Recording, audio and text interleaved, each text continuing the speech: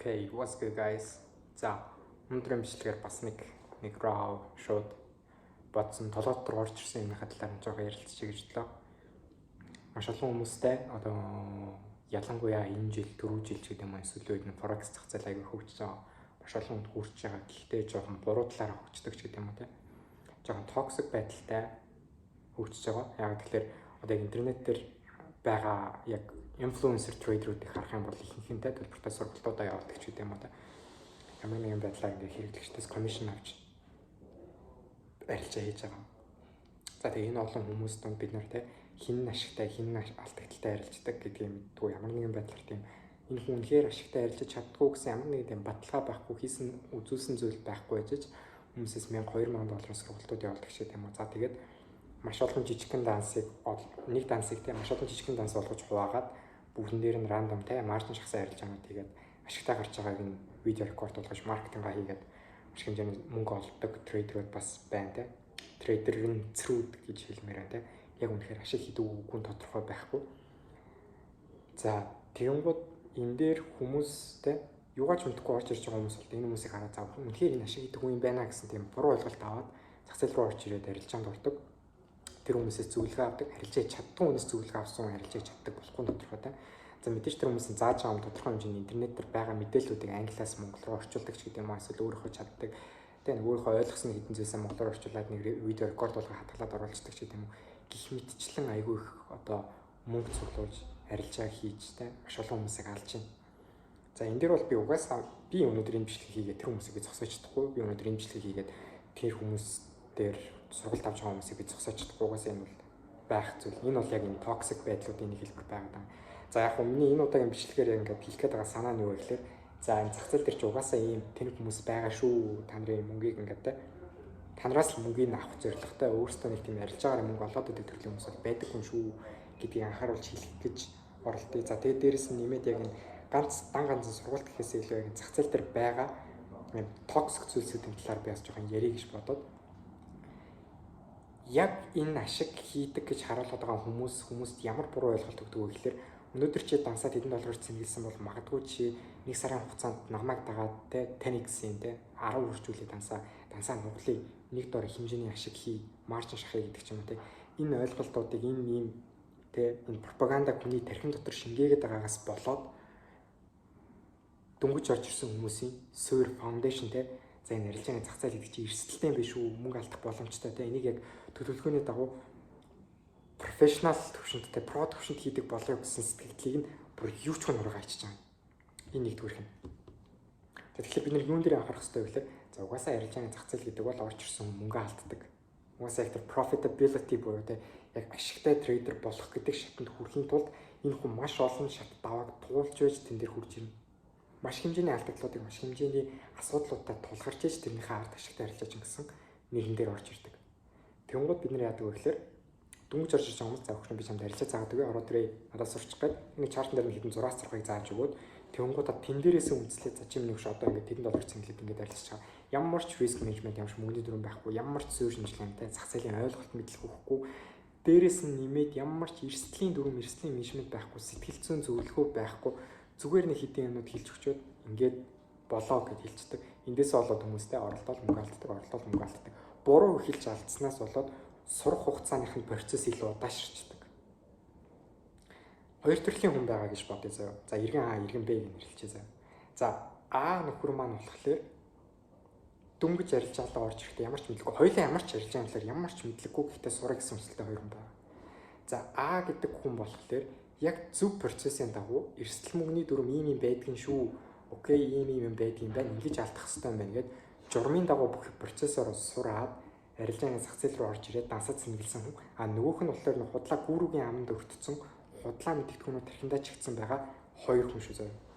За тэнгууд А гэдэг хүний хувьд нөхөр яах вэ гэхээр тэр хоёулаа ялгаахгүй алдна. Яг тэгэхээр зах зээл дээр жинхэнэ мөнгөний дансан дээр арилжахтай яг сурч явах процессын үеэс сурсан мэдлэгээ яг ингээд live market дээр execution болгохтой туршлага дутдаг. Угаасаа тэр хөдөлгөөний чартын хурдтай мэдээний хөдөлгөөнүүдтэй ч гэдэг юм уу те. Яг килзонууд ямар хүчтэй хөдөлдөг хурдууд байдаг те.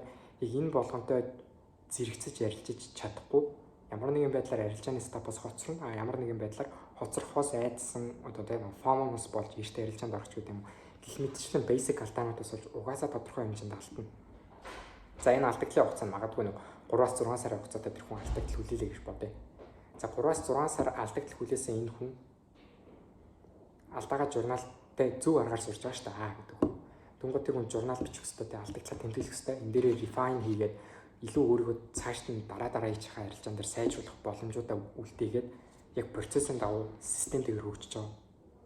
Энэ хүний хувьд 3-6 сарын дараа ядаж баг түнгийн эрсдлээр тодорхой хэмжээний өөрийнхөө арга барилтай болцсон, өөрийнхөө эрсдлийн дүрмтэй болцсон, алддаг шалтгаануудаа ойлгоцсон, эрсдлүүдээ ойлгоцсон хүн дахиж данс шатах магадлал нь бараг 50-60% багасдаг. Сэтгэл зүйн тал дээр бол тэр хүн бэлэн болоогүй байгаа. Сэтгэл зүйн тал дээр арилжаачны төвшөнд бэлэн болохын тулд ядаж 1-2 жил бол зайлшгүй шаардлагатай байдаг. Тухайн 1-2 жилийн хугацааг бид нар фанд авч үзэн, хувийн дансаар арилжиж үзэн, мэдээж доктортой хэмжээний дөрмийн дагуу арилжаанаа тэгээд growth хийгээд өсөлт үзүүлээд тодорхой хэмжээний татаа авалт шиг юм уу процессыг явагдаад ашигландаа гарч болно.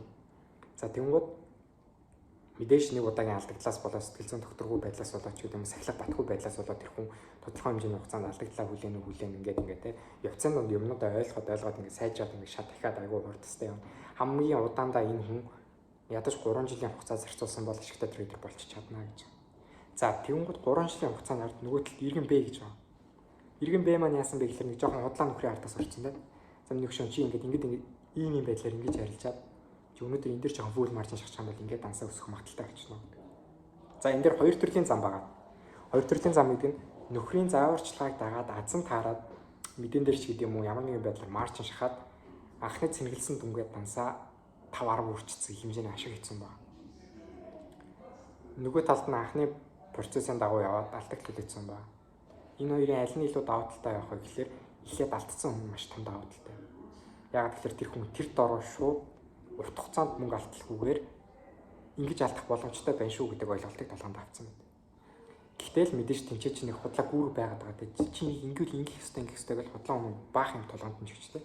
За тэгээ ямар нэгэн байдлаар өөр ингэсэн систем байхгүй, журнал байхгүй, алдсан алдаануудаа тэмдэглэдэггүй. Процессын дагуу хийсэн алдаагаа давтаад явдаг. Энэ бол та дийлэнх хувь шүү. Дийлэнх хувь. Яг энэ алдааг давтсаар байгаад эцсийн дүндээ яадаг вэ гэхээр бууж өгдөг. Боли энэ арилжиж худлаа мэн. Би шахах юм боли. Би дийлэхгүй мэн. Би арилжиж чадахгүй мэн. Ингээд энэ хүний боломжит карьер эхний жилдээ багтаа дуусчихдаг. За яг одоо тэнгууд нөгөө хоёр дахь эхний процесс буюу те маржин шахаад ашигтай гарцсан хүн байгаа. Ашигтай гарцсан байгаа хүний хувьд яадаг вэ гэхээр тэр хүн мөнгө харцсан. Маш хэмжээний мөнгө харснаасаа болоод яадаг вэ гэхээр дахиад тэр мөнгө хийх гэж оролддог. Боломжтой байна. Би чадах юм шүү дээ. Ингээ өмнө ингээ хийсэн юм чинь дахиад би ингээ хийчих чадсан шүү. Гэхдээ би өмнө энэ хэмжээгээр хийсэн юм чинь арай жоох илүү хэмжээгээр хийчих юм бол яг энэ хэмжээг дахиад нэг болцсон хэмжээний их мөнгө хийх боломжтой юм шүү. Энэ логикгүй толгой дотор нь эргэлдээд эхэлдэг. Бүр ингээ цаанаасаа subconsciously биш unconsciously гэдэг тань далд хумсар дотор нь байгаль гэдэг. Арилжаа нийлээ. За магадгүй нөгөө гүүрэн магадгүй чи ингээ эрсдлийн дүрмээр бариараа хэлсэн байлаа гэж бодъё те. Гэсэн ч гэсэн анханасаа шууд их хэмжээний мөнгө болгоцсон хүн бол угаасаа найдвар байхгүй баг бүтэн жил яг тэр хэмжээний ашиг хийх гэж оролдоно. Азан тараатай 20-30 удаагийн данс шаталтын ардаас нэгдээ ашигтай гараад дахиад нэг алдаглаа нөхгүй гарна. За тэгэл ингээл процесс игээл ерөнхий болон гамблер буюу мөрөдө тоглоомч болсон байдаг. Энэ процессын ард тэр хүн анхандаа мөнгө үзсэн учраас дараагийн удаад оролдож үзсэн алдлаа. Окей. За өмнө ашигтай гарсан чи өмнөх ашигаас дахиад нэг оролдог. Дахиад алдлаа, 3 дахь алдлаа, 4 дахь алдлаа, 5 дахь алдлаа дээрээс нь нэмээд за 6 дахь дээр нь азан тараад алдаглуудаа нөхөд ашигтай гарлаа гэж бодоход дахиад нөгөө юм чинь мөнгө арцсан ингээд зогсохгүй яваал. Мэдээж энэ процессын ард урт хугацаанд бид нэр яах вэ? Хан мөргөн штэ. Ингэж явсаар гал тэгэл нэг мэтгэд улаан шал зохиол ямар ч мөнгө болцсон байдаг. За тэгвэл тэр хүн яадаг вэ гэхээр боломжтой гэдгийг мэдж байгаа учраас зээл авч эхэлдэг. Таныг найз нөхөд гэр бүлийнхнээс зээл авна, банкнаас зээл авна, байраа процент тавина, машина зарна, байраа зарна. Ингээд эцсүүлдээ юу ч хөө болж үлдээд амиа орлдог хүмүүс байдаг. Маш гонхтой. Яг энэ худлаа гүүрүүч гэдэг юм уу, худлаа үнэн мэдээллүүдтэй Instagram, social media дээр явагдаж байгаа хийсвэр зүйлүүдээс болоод, хуурамч зүйлээс болоод хүн амнасаа алдах хэмжээнд хүрч ийн гэдэг нь өөрөө амар гонхтой хэрэг байхгүй. Одоо би таад зөвлөл үнэн бай та. Зах зээл угаасаа бид нар хурдан ашигтай гарах боломж байхгүй, хурдан байж хамаагүй боломж байхгүй. Яг ихний 2 дахь иргэн Б-ийн анхандаа хийсэн азар таадны мөн хийвэл хийн мэдээж боломжтой, тэр бол угаасаа ойлгомжтой те. Зоос эргүүлэхэд 50% байдагтай адилхан. Азан тараад марчин чинь зүг явах магадлал байгаа. Гэхдээ тэр нь ингээд байнгын олон давтагдах магадлал угаасаа 0 байхгүй. Тэгвэл яг энэ зах зээл дээр чи хүмүүс яаж ингэж шиг хийгээд яагаад тэр Jade Cap 2 сая доллар Apex-аас татаад байгаа. Яаж Fandas тэр хэмжээний мөнгө ашиг хийгээд байгаа. Яаж энэ хүмүүс тэр тэ хэдэн мянган доллар ашиг татаад байгаа. За миний хувьд бол би нэг тэгж 12 мянган доллар татаад байдаг тийм супер ашигтай юм бол биш. Гэхдээ хэрэглээнийхээ мөнгийг ярьж байгаа зах зээлээс олж чаддаг. Consistently тогтвортой байдлаар. Тэгвэл энэний ард дахь нууц нь юу байгаа юм гэхлээр ердөөсөө систем болон сахилга бат гэдэг зүйл л байгаа. За систем гэдэг зүйл юу вэ гэхээр та ямар ч арга барил ашигладаг байлаа гэж бодъё. Таны тухайн арга барилдаа та бүр ингээд бактест хийгээд шалгаад олон удаагийн туршлага хоригдлуулаад за миний энэ арилжааны арга барил ерөнхийдөө нэг 50-60% ялах магадaltaй байна. За болио 20-30% ялах магадaltaй байна. За энэ дунд би дунджаар нэг хэрцэн тэдтэй риск реварттай арилжаанууд хийнэ гэдэг яг нарийн тодорхой болсон, маш тодорхой болсон арга барилтай байх. Нэгдүгээр системийн ихний шат шүү.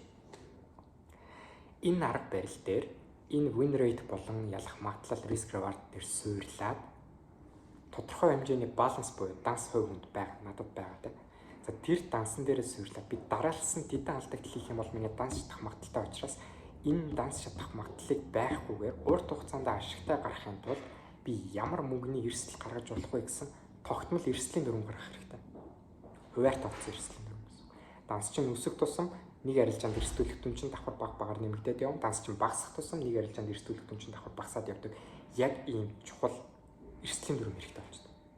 Энэ эрсдлийн дүрмийг та дагснараа яах вэ гэхээр нэгдүгээр сэтгэл зүйчин доктортой байна. Нэг арилжаан дээр те хэд их мөнгө эрсдүүлэх учраас дараагийн арилжаанд ороход та цэвэрхэн майндсеттэй арилжаанд орж чадна. Хоёрдугаарт энэ нь өөрөө тань маргааш гэдэг үгээр арилжаа хийх боломжийг чинь бүрдүүлж өгч байгаа гэсэн. Бид нар өнөөдөр амьд үлдгэлцтэй байгаа юм шүү дээ. Зах зээл дээр дансааш тахгүй амьд үлдснээрээ хэр удаан амьд үлдэж чадна тэр хэмжээнийхээ хугацаанд тодорхой хэмжээний ашиг олно л гэж тооцох хэрэгтэй гэсэн. Яагаад интернет дээр дандаа дансныхаа 1% гэрчтэл 2% гэрчтэл гэдэг чинь ердөөсөө л яг энэ арга барил дээр суурилсан яг мөнгөний дүрм байгаа. Энэ баг дүнгээр арилцсанараа бид нэр урт хугацаанд ашигтай гарах ёстой гэж үзнэ гэсэн. Окей. За тэнгууд 3 дугаарт нь юу вэ гэхээр журнал байх. Өдөр тутамдаа хийсэн арилжаагаа би дөрмийн дагуу арилжаа хийгдсэн үү? Би сэтгэл зүй тогтвортой байх үедээ арилжаа хийсэн үү? Арилжаанд орохын өмнө ямар байсан, орсны дараа ямар байна гэдэг нэг тодорхой өөр ингэсэнтэй нэг conscious байдлаа гэж тэмдэглэж үлдээх хэрэгтэй. Өнөөдөр би ийм алдаа гаргасан бол би нэгээ тэмдэглээд үлдээчээ. Хагас амтны санд марк тагцсан үед иргэд би ревью хийя. Би юун дээр энэ 7 хоногт алдчихв. Надад сайжруулалтууд хийх юу боломжтой байсан байна. Энэ болгон дээрээ сайжруулалтуудаа яг дараагийн 7 хоног дээрээ импрувментууд гаргаад ирэх юм бол окей. Супер. Та угаасаа удахгүй ашигтай трейдер болчихно. За нэг ийм систем хэрэгтэй. За хоёрдугаарт нь сахилга бат гэдэг нь энэ системийг дагаж чадах сахилга бат танд хэрэгтэй. Мэдээж та нэг тодорхой хэмжээний алдагдлын фейс туулна штэ. Өдөр болгон ашигтай байж чадахгүй. Өдөр болгон алдагдaltaй байж болно те. Өдөр болгон ашигтай байж болно, алдагдaltaй байж болно те. Тэгвэл тэр олон дараалсан алдагдлыг хэрхэн яаж сэтгэл зүгээрээ доктортой барих вэ гэдэг бол цэвэр сахилга батын асуудал. Танд угаасаа өмнө батлагдсан арга барилыг чинь ялтын магадлал байна. Энэний ардаас та ашигтандаа орох нь тодорхой гэсэн тийм итгэл үнэмшил таны толгойд чинь байж байгаа бол 2 3 дараалсан алдагдал 4 5 дараалсан алдагдлын ардаас эрсдлийн дүрмээ өөрчлөлт өндөр эрсдэл гаргах гэдэг юм тийм зүйлс бол танд байж болохгүй гэсэн үг. Дарааллаа та маш олон хэмжээний ашигтай арилжаа хийгээд зөндөө ашиг хийжлээ гэж бодоход тэр ашигн дээрээ та эгороод илүү өндөр эрсдэл гаргаад би илүү их ашиг хийж болох юм биш үү гэсэн дүрмийн зөрчилтэй зүйлс хийж болохгүй л гэж байна. Энэ болгоны ардаас л та ашигтай трейдерийн замд орч чадна. За тэнгууд энэ дээрээс нэг зүйл гарч байна. Арилжаа гэдэг 100% биш. Нэг таны хийсэн арилжаа болгон ашигтай гаргалаагүй. Энийг маш сайн толгойд гүн суулгах хэрэгтэй. Хийсэн арилжааны ялах магадлал тэдэн хувь байгаа гэдгийг бид нөр өөрсдөө арга барилынхаа үндсэл дээрээс тооцоолоод гаргаад ирсэн байгаа шүү дээ. Тэгвэл яг тэр үндсэл дээрээ суйрлаад ухаантайхан шиг нэг арилжаанд бүх юмаа битгий эрсдүүлээ. Заавал нэг хөв байх алба байхгүй шүү дээ. Дараалал хэдэн удаагийн алдагдал би хүлээх боломжтой гэсэн дүгнэлтэнд хүрсэн байгаа хүн тэр хэмжээнд данс шатхааргүй байхаар 3%, 4% эрсдэл гаргасан ч гэсэн болно шүү дээ. Хамгийн гол нь яг тэр дүрмээ планаа дагаад явах л ёстой гэсэн. Тэгээ та бүх планаа дагаад арга барилгын хамнуудыг дагаад алдагдaltaй гарч болно. Тэгээ та алдагдaltaй арилжаа хийлээгээд муу арилжаа ч юм болохгүй. Та ашигтай арилжаа хийлээгээд сайн арилжаа ч юм болохгүй. Энэ чинь яг юм систематик зүйл байгаад байгаа байхгүй. За тэнгуут яг нөгөө profitability буюу яг энэ ашигтай байдал гэдэг байгаа зүйл маань өөрөө ийм шугам шиг хизээж байдаггүй. Өсөлттэй уналттай л байна. Яг л чарт шиг тийм. Бидний хилээд байгаа тийм одоо энэ ашигтай гараад байгаа трейдерүүдийн за боли ерөнхий трейдер гэдэг хүний хувьд хамгийн ашигтай байдаг нь тодорхой 1 сарын хугацаанд л байдаг. Улирал дотор гэсэн үг. Selбэл миний хувьд хамгийн ашигтай сар магадгүй 4-5 сар байлаа гэж шүү дээ. Яагаад юм гэхээр өнөөдөр би ашигтай гарч болно, маргааш алдагдaltaй гарч болно, тэрний цаад өдөр ашигтай гарч болно, тэрний цаад өдөр алдагдaltaй гарч болно. Янз бүр байгаа шүү дээ. Хизээч нэг трейдер хүний те би ингээд сар болгон 5% ашиг хийнэ гэсэн юм тогтмол тоо байдаггүй гэсэн үг байхгүй. Өмнөх сар дээр та нэг 2% алдагдaltaй байж болно, дараагийн сар дээр 3% алдагдaltaй байж болно. Дөрөвдүгээр сар дээр магадгүй та нэг 15% ашигтай гарчлаа гэж бодъё л. Яг тэр 15% ашигч нь таны хийх ёстой боломжит нөхцөл байдал гэсэн. За энийг ингээд макро хэмжээнд жижигрүүлээд харах юм бол 7 хоногор харж болно. Та 7 хоногийн өдөр болгон ашигтай гарч чадахгүй шүү дээ. Та магадгүй нэгд өдөртэй ашигтайгаар багахан ашигтай гарлаа. 2 дахь өдөр нэг жоох алдагдлуулээгээд тэ брейк юм боллоо. Тэгмээд 3 дахь өдрийг үндсэн чиглэлийн дагуу яг таны боломжит арилжааны бүх нөхцөл байдал чинь бүгдлээ окей гэж үзэх юм бол та арилжаанд ороод тухайн 7 хоногийнхоо нийт ерөнхий баг цөм ашиг хийж болно. 4 дахь өдөр нь баг зэрэг алдагдaltaй гараад 5 дахь өдөр нь жоох ашигтай гараад тэг 3 дахь 5 дахь ашиг чинь нийлээд 1 дахь 2 дахь 4 дахь алдагдлуудыг чинь нөхөд цаашаа нэмэгтэй гарч чадчих юм бол та яг энэ процессыг бүтэн сарын хугацаанд үзэх хэрэгтэй гэсэн. Та 1-7 хоног ашигтай 1-7 хоног алдагдaltaй дараагийн 7 хоног алдагдaltaй байж болно гэснээрээ 3-7 хоногийн хугацаанд буюу 1 сарын хугацаанд та 1-7 хоногийн ашигтай арилжаа чинь таны тэр сарын үндсэн ашигын чинь их усэр болно гэсэн. Тэгэхээр бидний үүрэг юу байх вэ гэхээр ердөөсөө яг тэртээ алдагдaltaй гарах гээд байгаа 1 дахь 2 дахь 4 дахь өдрүүд гэдэг байгаа те. Эсвэл тэр бүтэн 1 сарын хугацаанд байгаа 3-7 хоног магадгүй 1-7 хоногт нь ашигтай гарах 2-7 хоног алдагдaltaй байгаа тэр хугацаануудад амьд үлтгэл чухал байгаа. Угаасаа таны арга барил чинь танд ийм нөхцөл байдлаар ашигтай гарна гэсэн дүнэлтэж өгсөн байгаа юм чинь заавалчгүй шаардлагагүй арилжаанд ороо шаардлагагүй эрсдэл гаргаад алдаад байх шаардлагагүй л байхгүй. Тийм үстэй. Окей. Энийг мэдчихэж байгаа болохоор бид нэр заавалчгүй өнөөдөр ашигтай гарах хэрэгтэй гэсэн тэнэг бодлыг тулгаанаас аваад ачиж чадна л гэсэн. Энийг аваад хайцсан байгаа хүн бол доктортой арилжааныхаа өсөлтүүд орч чадна гэсэн. Бид нэр хизээш нэг дор бүүм хийж болохгүй, хизээш нэг дор дансаад бүүм хийж бач болохгүй. Доктортой консистентли өсөлтийг үзүүлэхийн тулд эрсдэлтэй өдөр эрсдлээ бариад боломжтой өдөр аль болох ашгаа ингээд бариад явах нь зүйтэй гэсэн. Тэ. Ингээд сонслоор өстэй яг тэр интернетээр байдаг гүрэн дэвт шалгонд байгаа өстэй. За тэгмээд яг тэр арга барил гэдэг байгаа зүйл чамаас аягүй чухал байр суурийг эзлээд эхэлж байна. Ажилдаггүй арга барилтан байвал яг нь жоохон муу үнэрээ муутай. Тийм хүмүүс тэрийгэ мэдэхгүй байж би сэтгэл зүй дээр алдаатай байна гэж боддог. Насааш тас хамт за миний сэтгэл зүй докторгүй байгаа даа. Миний сэтгэл зүй болохгүй байгаа. Тэ өнөөдөр би өндөр эрсдэл гаргачлаа ч гэдэг. Гэтэл яг өндөө нөхөн арга барилтанд байгаад байдаг. Үнэхээр магадгүй тэрэгтэй үнэхээр чанга сэтгэл зүгээр урт хугацаанд ашигтай гарах боломжтой гэж бодож байгаа ч гэсэн цаана нэг 2-3 удаагийн тэ дараалсан алдагдлын ардаас дансан шатгаар болчдөг тийм том эрсдэл гаргаж болтгоо гэсэн. Тэгмээд яг нэг арга барилтаа баригдаад өнөөдөр би энэ дээр ингэж явах хэрэгтэй гэж үзсэн арилжаа 7 хоногийн хугацаанд тасралтгүй алддаг ч юм уу сарын хугацаанд тасралтгүй алддаг ч юм уу тийм. Гэтэл яг үндэ тэрэн дээр нөө риск рeward нь үнэхээр тэнэг хол зайтай байж урт хугацаанд ашигтай гарахаар арга барилууд байгаад свинг арилжаачны хаварлаж ч юм. Гэх мэт зүйлсээс болоод хүмүүс яадаг гэхэлэр нөгөө урт хугацааны олон дараалсан алдагдлынхаа сэтгэл зүг барьж дийлэхгүй том алдаад эхэлдэг. Том эрсдэл гаргаад эхэлдэг. Ингэснээр хүн алдаад эхэлдэг. Тэгэхээр та арга барилаа маш сайн зөв сонгох хэрэгтэй гэсэн. Чи үнэхээр нэг арилжаагаа 7 хоног 10 хоног барих сэтгэл зүйн чадвартай гэж үзэж байвал хамаа байхгүй чи свинг арилж хийж болно.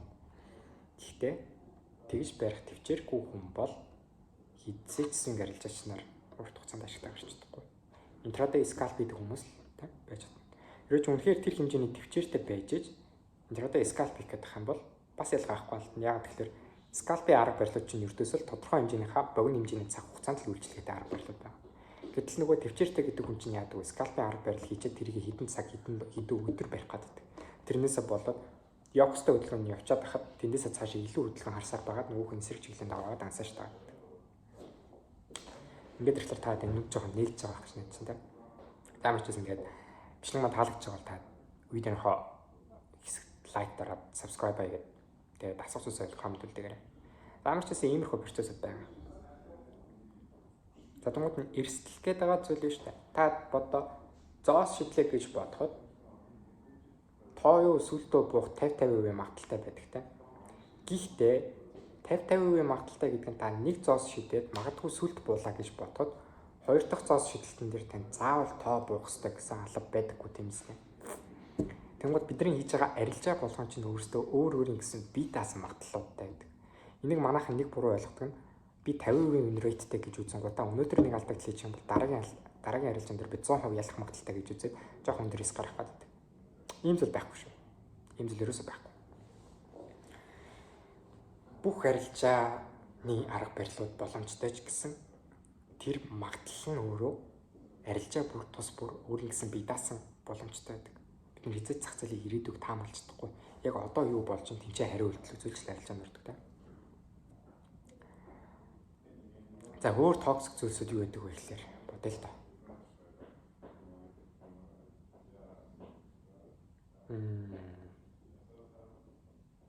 Худлаас орчилдог хүмүүсийг хэдүүл ярьцтай. Сургалтын явдаг хүмүүсийг ярьц. За тэгээд ерөнхий бол иймэрхүү зүйлсээс болдог. За тэгээ манайхны ихэнх алддаг шалтгаануудын бас нэг шалтгаан нь болохоор нэг хүн дэндүү олон өөр арга барил ашиглах гэдэг. За энийг бол би нэг амар дэлгэрүүлээд яриад байгаа. Угаасаа дэндүү олон бичлэгнүүдийн талаар тайлбарлагдсан байдаг те. За өнөөдөр би trend line ашиглаж байгаа бол маргааш системээ ашиглаад нөгөөдөр нь order flow footprint ашиглаад маргааш нь heat map ашиглаад тэгээд DAO ашиглаад ингээд явах юм бол чийжээс эзээч ашиглаж болж чадахгүй гэсэн. Тэ. Өнөөдөр би баяраатай найзлалаа, маргааш би цацаатай найзлалаа. Тэгээд дараа нь бэлгүүнүүтэй найзлалнаа гэл ингээд явах юм бол тэр гурван чинь магадгүй би биендээ дургуун байл гэж бодож хизээч тийч. Тэр гурвантай цогтой удаан найзууд байж чадахгүй шүү дээ. Заавалчгүй л нэг асуудал гарна үстэй. Тэ. Конфликт дунд нь үүсдэг гэсэн. Хоорондоо арга барил чинь зөрнө. Хитрхи олон арга барил мэддэг хүмүүс чинь өөрөө яадаг вэ гэхээр өнөөдөр доовын арга барил нь биш long арилжаа зааж хахад симсигийн арга барил нь liquidation авц одоо short авах хэрэгтэй ч гэдэг юм. Гэ зөрөлдөд эхэлдэг. Тэнгууд тэр хүн чинь нөгөө дэндүү их мэдлэгтэйнийхээ улмаа гайнаас болж би өнөөдөр long авах short авах гэдэг зориг зүрхээ алдчихдаг. Аяа. Тэгэхээр яг нэг тогтсон арга барилыг сонгоод яг тэрнтэйгээ 100% нийлээд нэг тогтсон pair сонгоод тэрнтэйгээ 100% найзлаад нэг тогтсон эрсдлийн менежменттэй болоод тэрнтэйгээ 100% найзлаад яг л нэг юм consistently тогтмол нэг зүйлээ ашиглаад явах нь таны урт хугацаанд ашигтай байлгаж чадна. Тийм биз? Зааварчсан юм байна.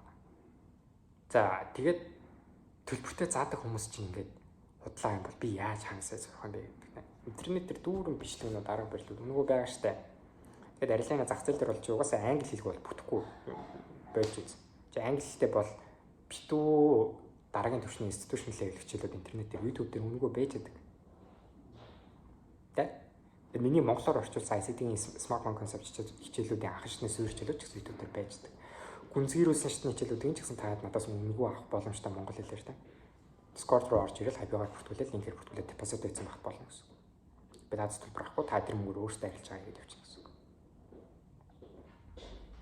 Ийм процессын даваа ингээд үргэлжлээд явж хахад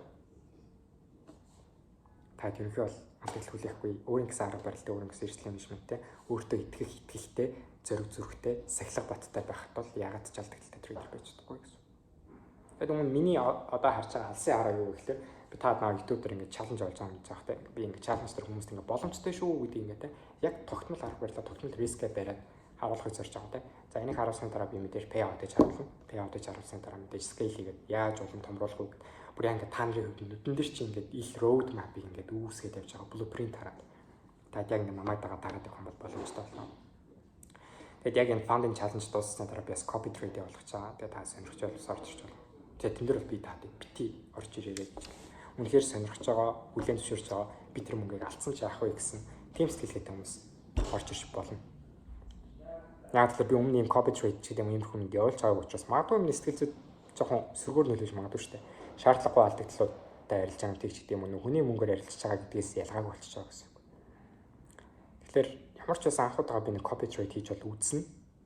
Тэн дээр сонирхож байгаа хүмүүс нь олж байгаа. Тэрийг бол би тэнгэрийн үн хэмжээж таахгүй. Хамгийн бага балансын зам $150 тастай байхад л болно доо. Яг $100 ч гэсэн болно. Тэгээд хамгийн гол нь тэрийг би нэг өдрийн дотор $1000 болохгүй, 7 хоногийн дотор $10,000 болгоно гэж үзэхгүй. Доктортой урт хугацаанд ингээд $100 зүгээр ингээд банкнд татгалцсан юм шиг. Гэхдээ банкны хүүг ботоод арай өндөр хүүтэй хадгаламжлалгээ та ботчих болно гэсэн. Макс та нэг 2% юм уу 3% риск гаргаад нэг арилжаа хийгээд явна. Яг gradually те яваандаа ингээд баг snowball effect-ээр таньс өсөд явах ийм үйл ажиллагаа явуулсан. Тэгээд мэдээж миний бүх процесс YouTube-ийн live дээр бас давхар явагддаг те. Тэр та тэрийг мэдж байгаа бол намайг орой болгон тогтмол live юм мэдж байгаарай. Тэгээ өсгөө чи ингээд өөр үнэхээр ийм тийм бол ингээд баталгаа харуулаач гэх юм бол угаас YouTube руу ороод ирээ л гэжлэн те. Би ингээд орой болгон live арилж яагаад алдагдал оноо те. Дүн нийт арилжааны статистикуудаа харуулад явж байгаа. Заавал намайг орж ирж баг шаардлага байхгүй. Тэгээ би миний зорилго бол яг үнэн бодит мэдээллүүдийг яг трейдерүүдэд тараахыг хүсэж байгаа. Өнөөдөр зах зээл дээр ямар болон маржин шахалтыг арилжаач байгаа л да. Ямар болон өндөр эрсдэл гаргадаг учир зүггүй дээ сургалт зарлалын гэснээр зөвхөн видео хичээл оруулаад орчихдог хүмүүс байгаа байлаа. Энэ донд мэдээж чанартай багш нар чанартай трейдерүүд байгаа нь ойлгомжтой байгаа. Гэхдээ тэдний цөөхөн баггүй. Тэгээд та би зөв үнэ олоосоо л гэж найдаа. Тэгээд зөв замаар алхаасаа гэж найдаа. Арилжааны зах зээл бол хэцүү, эрсдэлтэй. Чи алдаж байд сурдаг. Хамгийн гол нь зөв алддаг юм байгаарай. Битгий буруу алддаг юм байгаарай. Өөрийн гэсэн тийм сурах процессыг тэ даван туулсныхаа дараа арилжааны гэсэн өөрийн гэсэн системтэй болоорой. Эрсдэлтэй зах зээл таны сэтгэл зүгээр наадна. Тэгээд дээрэс нь олон жил зарцуулна. Зүгээр нэг сурыг сурчдаг зүйл бол бас биш. Тэгээд бүгдэнд нь амжилт хүсье. Видео таалагдсан бол лайк дарахаа битгий мартаарай. Тэгээд дараагийн бичлэгээр уулзцгаая. See ya.